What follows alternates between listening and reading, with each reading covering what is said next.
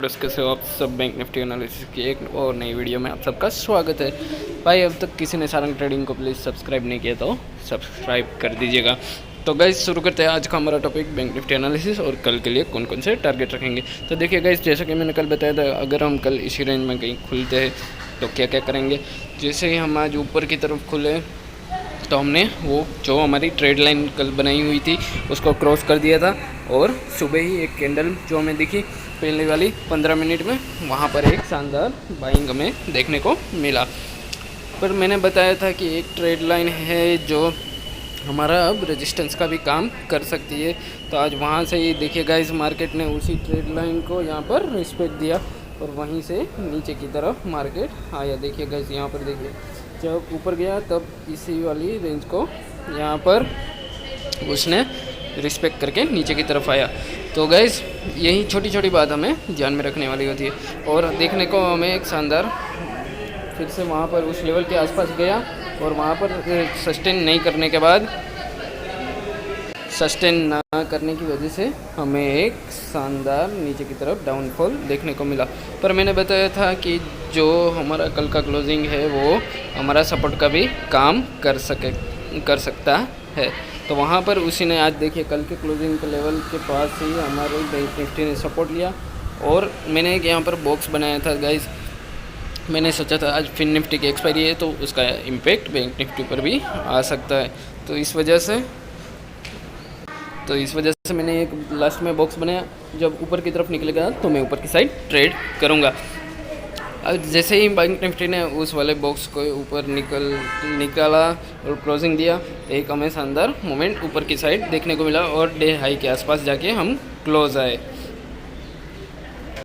तो गाइज आप यही छोटी छोटी बात पर ध्यान दीजिएगा, आपको ट्रेडिंग आसानी से समझ में आ जाएगा और अपने माइंडसेट और साइकोलॉजी पर काम कीजिएगा। तो गाइज देखते हैं, आज हमने क्लोज दे दिया 44,109 का। तो कल के लिए हम क्या क्या टारगेट रखेंगे वो हम देख लेते हैं।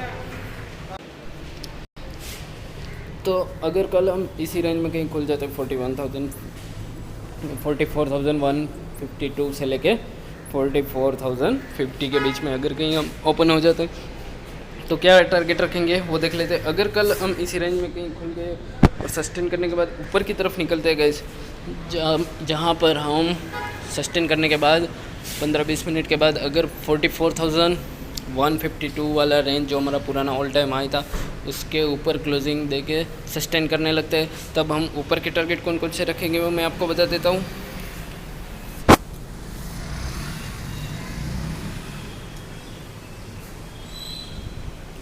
तो हमारा पहला टारगेट रहेगा 44,259 का, दूसरा टारगेट रखेंगे हम 44,340 का और तीसरा टारगेट 44,432 का। तो ये हमारे अहम टारगेट रहने वाले। और नीचे की साइड अगर हम कल सस्टेन करने के बाद ये एक रेजिस्टेंस का काम करेगा गाइस, जो हमारा ऑल टाइम हाई था वो अब रेजिस्टेंस का भी काम करेगा। तो हम क्या बात ध्यान में रखेंगे वो भी देख लेते हैं। और वहाँ से अगर सस्टेन करने के बाद नीचे की तरफ आते हैं, अगर हम 44,067 का लेवल क्रॉस करके नीचे की तरफ आते हैं तो पहला टारगेट रहेगा हमारा 44,001 का, दूसरा टारगेट रखेंगे हम आज का लो जो हमारा कल का क्लोजिंग भी था 43,949 का, और तीसरा टारगेट रखेंगे हम 43,879 का। तो ये हमारे अगर कल हमारे क्लोजिंग के लेवल के आसपास ही कहीं ओपन हो गए और नीचे की तरफ और ऊपर की तरफ निकले तो ये हमारे टारगेट रहने वाले। और अब हम देखेंगे अगर कल हम गैप डाउन मिल जाता है किसी भी वजह से, अगर मान लीजिए हमें कल गैप डाउन मिल गया 44,008 से लेके 43,950 के लेवल के आसपास कहीं हमें क्लोजिंग मिल गया और वहाँ पर ओपन होके क्लोजिंग नहीं ओपनिंग मिल गया, तो हम अगर सस्टेन करके अगर ऊपर की तरफ निकलते तो हम पहला टारगेट कौन सा रखेंगे। तो पहला टारगेट रखेंगे हम आज का हाई और हमारा क्लोज भी 44,111 का। तो ये हमारा पहला टारगेट रहेगा। दूसरा टारगेट रखेंगे हम 44,205 का और तीसरा टारगेट रखेंगे हम 44,268 का। और अगर कल मान लीजिए हम इस रेंज में ही कहीं ओपन हो गए और 15-20 मिनट सस्टेन करने के बाद अगर नीचे की तरफ निकलते हैं तो हमारा अहम टारगेट कौन कौन से रहेंगे। तो पहला टारगेट रहेगा हमारा 43,867 का, दूसरा टारगेट रखेंगे हम 43,788 का और तीसरा टारगेट रखेंगे हम 43,709 का। तो गाइज़ ये हमारे अहम टारगेट रहेंगे। नीचे की तरफ शायद हम कम ही टारगेट दूंगा गाइज़, क्योंकि नीचे के लेवल से बाइंग मिल रहा है। कल मैंने बताया था कि हमारा इस लेवल पर बाइंग आ ही रहा है गाइज़, और आज भी देखिए उसी लेवल के आसपास से कहीं हमें बाइंग मिल गया और हमने डे हाई के आसपास जाके क्लोज दिया।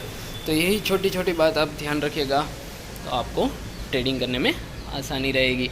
तो गाइज़ अगर कल मान लीजिए ये तो हो गया हमें गैप डाउन मिलने के टारगेट्स, और अगर कल हम गैप अप ही ओपन हो गए, मान लीजिए हम ओपन हो गए जो हमारा पुराना ऑल टाइम हाई था 44,152 से लेके 44,200 के बीच में अगर कहीं ओपन हो गए और वहाँ पर सस्टेन करने में ऊपर की तरफ निकलते हैं तो हमारा टारगेट कौन कौन से रहेंगे वो भी मैं आपको बता देता हूँ। तो हमारा पहला टारगेट रहेगा उस सिचुएशन में, तो पहला टारगेट रहेगा 44,304 का, ये हमारा पहला टारगेट रहेगा। दूसरा टारगेट रखेंगे हम 44,396 का और तीसरा टारगेट रखेंगे हम 44,521 का, जो हमारा नया ऑल टाइम हाई होगा। तो ये हमारे अहम टारगेट रहने वाले हैं गाइस, तो आप इस बात का ध्यान रखिएगा। तो देखिए गाइस ये हो गया हमारा, अगर गैप अप ओपन होकर ऊपर की तरफ ही हम निकलते हैं 15-20 मिनट सस्टेन करने के बाद, तो ये हमारे अहम टारगेट रहने वाले हैं। और अगर कल हम गैप अप ओपन हो गए और वहाँ पर सस्टेन नहीं कर पाए और इस वाले रेंज को निकाल दिया 44,152 और उसके नीचे हमारी कैंडल्स क्लोज देने लगती है, तो हम कौन कौन से टारगेट रखेंगे वो भी मैं आपको बता देता हूँ। तो पहला टारगेट रखेंगे हम 44,069 का, दूसरा टारगेट रखेंगे हम 43,942 का और तीसरा टारगेट रखेंगे हम 43,859 का। तो ये हमारे अहम टारगेट रहने वाले हैं। तो अगर गाइस आपको कोई दिक्कत आ रही हो तो प्लीज़ मुझे कमेंट सेक्शन में ज़रूर बताइएगा, और हमारा वीडियो कैसा लगा आपको वो भी बताइएगा, फीडबैक देते रहिएगा गाइस। और प्लीज़ गाइस आपसे विनती है सारंग ट्रेडिंग को सब्सक्राइब करो और सपोर्ट देने के लिए जुड़े रहो गाइस। तो मिलते हैं अगले वीडियो में, तब तक के लिए जय हिंद।